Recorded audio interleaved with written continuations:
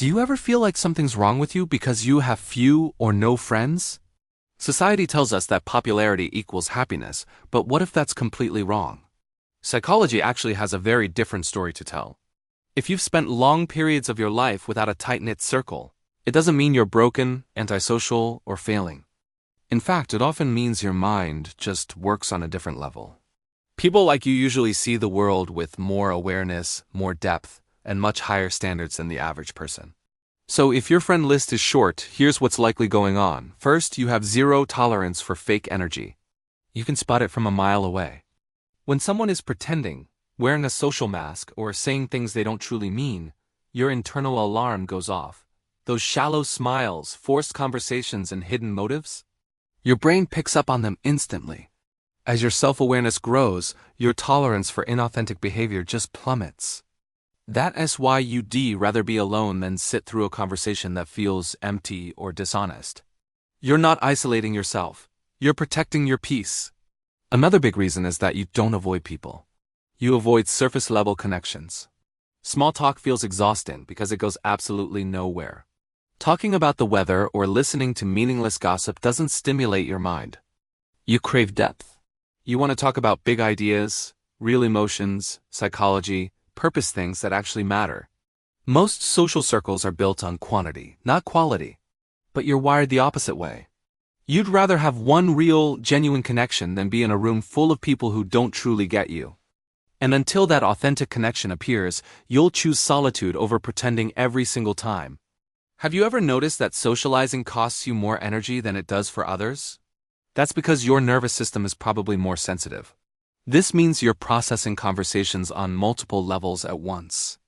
You're noticing subtle changes in tone, emotional shifts, and nonverbal cues that most people completely miss.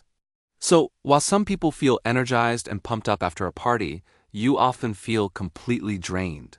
It's not because you dislike people. It's because your mind was working overtime the entire time. After you've been social, you need silence. You need space. For you, solitude isn't a sign of loneliness. It's your recovery mode. Here's another key point. You don't rely on external validation. You don't need constant approval, attention, or reassurance from others to feel good about yourself. You can entertain your own thoughts, motivate yourself from within, and sit comfortably in your own world. Unfortunately, this level of independence often gets misunderstood. People might assume you're distant, aloof, or cold, but the reality is, you're just self-sufficient. You don't need someone else to complete you. You only allow people into your life when they add real value, not just noise.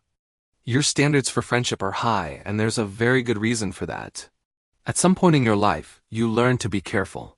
Maybe you experienced a deep betrayal, a major disappointment, or the draining feeling of being surrounded by the wrong crowd.